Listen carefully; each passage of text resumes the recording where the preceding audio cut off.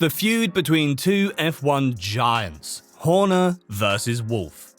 At the 2023 Austrian Grand Prix, the team principals of Red Bull and Mercedes, Christian Horner and Toto Wolff, did everything except for exchange punches over suggesting that changes be made to the F1's 2026 engine regulation. It was quite a sight. Now, other teams have found themselves in an awkward position because soon enough, they might have to pick sides. This is because it's a matter that concerns them all. So, what really went down between them? And was it worth almost exchanging punches? You'll only find out if you stick around. At the Austrian Grand Prix, while Verstappen was comfortably taking his 5th consecutive lead of the season, an interesting drama was going on in the background. It was between his team's principal and Mercedes' team principal, concerning the new engine regulations coming to the sport in 2026. In 2022, the FIA revealed the groundbreaking engine changes that they'll be bringing to the grid in the 2026 season. The reason behind the replacement of their hybrid V6 powertrains design with an engine with more electric power and sustainable fuel is to ensure that their plan to be carbon neutral by 2030 will come to pass. Also to level the playing field for new manufacturers. So after several back and forths with the 10 teams currently on the grid, they finally reached an agreement, and by August 2022, all 10 teams approved the new regulations. Let's take a quick glance at what the new regulation entails. Firstly, there will be 3 times the electric power. The plan is to allow the electrical component of the power unit currently producing 120 kilowatts energy to produce around 350 kilowatts by 2026. Another important detail is the amount of horsepower the engines will release despite using less fuel. F1 revealed that their plan is for the new engine to use just 70 kilograms of fuel during a Grand Prix, compared to 2020 when about 100 kilograms was used. And despite that, the engine should give off 1,000 horsepower. Also, the Motorsport representatives revealed that the engines will cost less because there will be an engine-specific cost gap to encourage more car manufacturers to find the cheapest ways and materials to build their engines. And finally, the engine won't release any carbon from fossil fuel into the atmosphere, so the environment will be a little bit greener. The announcement of the new regulations immediately got the interest of several manufacturers. The Volkswagen Group, Audi, immediately signed a deal with Sauber to enter F1 in 2026 as an engine supplier. Porsche also wanted to sign a deal with Red Bull, but their plan fell through, and they're currently looking for other options. And since one man's loss is another man's gain, the American giant Ford quickly signed a deal with Red Bull to help them build their powertrains. Even Honda, who had initially called it quits, quickly signed a deal with Aston Martin because they didn't want to miss out on this new era of electrical powertrains. Because everyone would get an equal chance to show their skills and nobody would have an edge over the other. Unlike in the past, when it was extremely difficult for a new engine supplier to catch up with those already on the grid. However, despite how promising the new engine regulations seem, Red Bull's boss Christian Horner came forward at the Austrian Grand Prix to suggest some changes to be made to the regulations.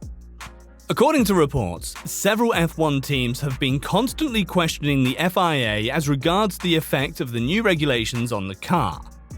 And one of their major concerns is the fact that the combination of combustion engine and electrical power may not create enough energy to allow the cars to run for an entire lap, which means that there's a high chance that the cars that will be produced in 2026 will be crawling like snails.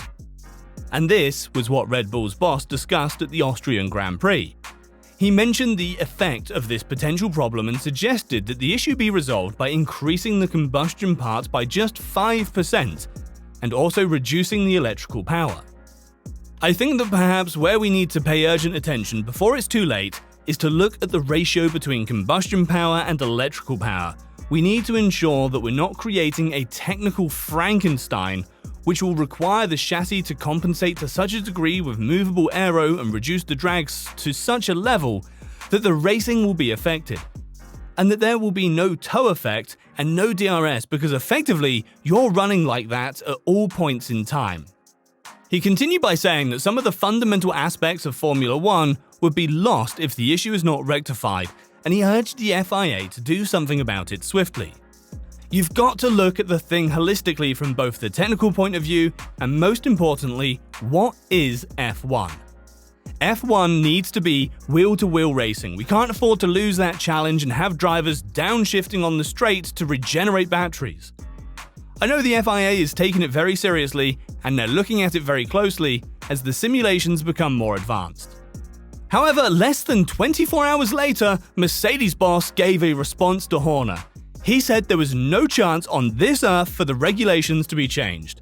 That's not gonna happen, zero chance, capital letters. He continued by saying that the new engine regulations will be indeed challenging to follow, but they all spent years trying to make it a perfect fit. So why was Red Bull, he didn't mention their name though, trying to stir things up? So I don't know why these things are even coming up. We've developed those regulations over many years with all the auto manufacturers being involved.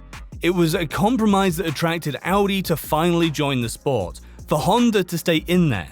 Is it challenging? Yeah, super challenging. But zero. These regulations are not going to change anymore. They're not going to be postponed anymore because the world needs to show innovation around sustainability. We need to reduce emissions and we're super excited. But Wolff didn't stop there. He took a direct jab at Horner by saying that the Red Bull boss was probably afraid because it would be their first time producing powertrains. I think what frightens him more maybe is that his engine program is not coming along and that maybe he wants to kill it that way. So you always have to question what's the real motivation to say something like that. Of course, Horner couldn't ignore that direct jab, so he gave an equally stinging response to Wolff. He said Toto was being selfish as usual and he was nothing like him because his suggestions were not for his selfish needs. He also mentioned that it was too early to actually know who's going to have a competitive engine or not. Unfortunately, that's typically Toto, where he's just focused on self-performance. My interest is actually about the sport rather than self-gain. It's still way too early to tell who's going to have a competitive or uncompetitive engine in 2026. For me, the most important thing is from a sports point of view, that we all have a collective responsibility to work with the FIA and the commercial rights holders to ensure that the product is as good as it can be, otherwise we've failed. When he was asked whether Wolff's statement about the new regulations attracting new brands to the sport was a reasonable one, Horner responded that even if it did attract new brands, there were still some issues that had to be ironed out for it to reach its true potential. The regulations are a hybrid of what was originally intended, and of course it's only as you work through a set of regulations that you find out where their limitations are. I think the FIA is being very responsible in terms of doing its due diligence and thinks certain teams share very similar opinions to that of our team. I think they're aware of what the challenges are. Although Wolff didn't respond to Horner's statement, there's clearly tension brewing on the grid behind closed doors. In fact, Horner stylishly hinted in his statement that some teams are taking his side, and that might mean a great debate about what should be changed in the new engine regulations is looming. And there might be a slight chance that a few punches might be exchanged along the line. However, everything is up to the FIA and everything will soon be sorted out when the Formula One governing body reveals the final version of the regulations. We really can't wait to see how it all turns out. So what do you think of all that's been discussed? Kindly let us know in the comment section, and also don't forget to like, share and subscribe, and we'll see you in the next video.